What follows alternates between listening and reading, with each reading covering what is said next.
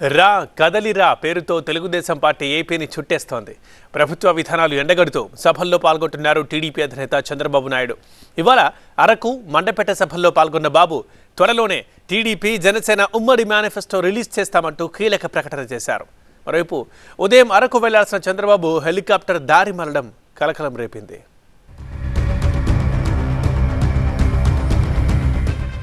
ఏపీలో ఎన్నికలకు సమయం దగ్గర పడుతున్న కొద్దీ ప్రధాన పార్టీలు స్పీడ్ పెంచుతున్నాయి.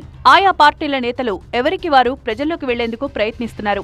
ఇప్పటికే అధికార వైసీపీ సామాజిక సాధికార యాత్రతో రాష్ట్రాన్ని చుట్టయిగా తాజాగా టీడీపీ కూడా రా కదలిరా పేరుతో సభలు నిర్వహిస్తోంది. ఇప్పటికే పలు సభల్లో పాల్గొని వచ్చే ఎన్నికల్లో విజయమే లక్ష్యంగా జగన్ ప్రభుత్వంపై అస్త్రాలు సంధిస్తున్నారు టీడీపీ అధినేత చంద్రబాబు. ఈ క్రమంలోనే ఇవాళ అల్లూరు జిల్లా అరకు రా కదలిరా సభల్లో పాల్గొన్నారు. 5 ఏళ్ల వైసీపీ పాలనపై ప్రజల్లో తీవ్ర వ్యతిరేకత వచ్చిందన్నారు చంద్రబాబు. సీఎం జగన్ దోపిడీకి ఎమ్మెల్యేలు, ఎంపీలు బలైపోయారని ఆరోపించారు. ఇక ఓటమి ఖాయమని సర్వేలు రావడంతో మార్పులు చేర్పులు చేస్తున్నారని ఎద్దేవా చేశారు చంద్రబాబు. దోచుకుని జగన్మోహన్ రెడ్డి బలిపశువులు చేసింది ఎమ్మెల్యేలు, ఎంపీలు అని చెప్పి కూడా నేను మీకు తెలియజేస్తున్నా. అందుకని 90 మంది ఓడిపోతారని నిర్ణయానికి వచ్చాడు. ఇప్పటికే చాలా మందిని మార్చాడు. 175 మందిని నువ్వు మార్చినా ప్రజలు నిర్ణయం చేశారు నిన్ను ఇంటికి పంపించడం ఖాయం, దాంట్లో మార్పే లేదని మరొకసారి హెచ్చరిస్తున్నా. మరోవైపు అంబేద్కర్ కోనసీమ జిల్లా మండపేట రా కదలిరా సభలోనూ పాల్గొన్నారు టీడీపీ అధినేత చంద్రబాబు.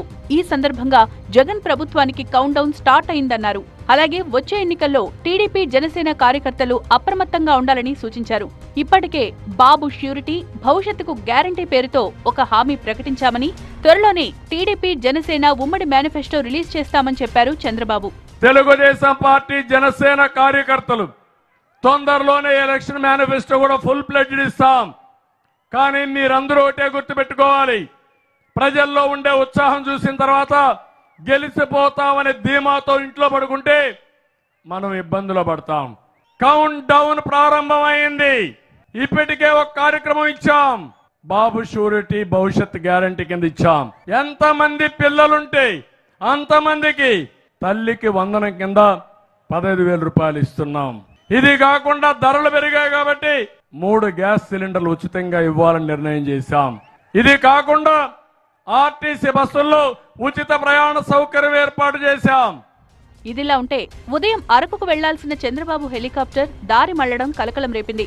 అరకు తీసుకువెళ్లాల్సిన హెలికాప్టర్ విశాఖ నుంచి మరో దారిలో వెళ్తున్నట్లు గుర్తించిన ఏటీసీ వెంటనే పైలట్ ను అలర్ట్ చేసి సరైన దారిలోకి మళ్లించింది. అసలు హెలికాప్టర్ ఎందుకు దారి మారిందన్న దానిపై ఎంక్వైరీ చేపట్టారు ఏవియేషన్ అధికారులు.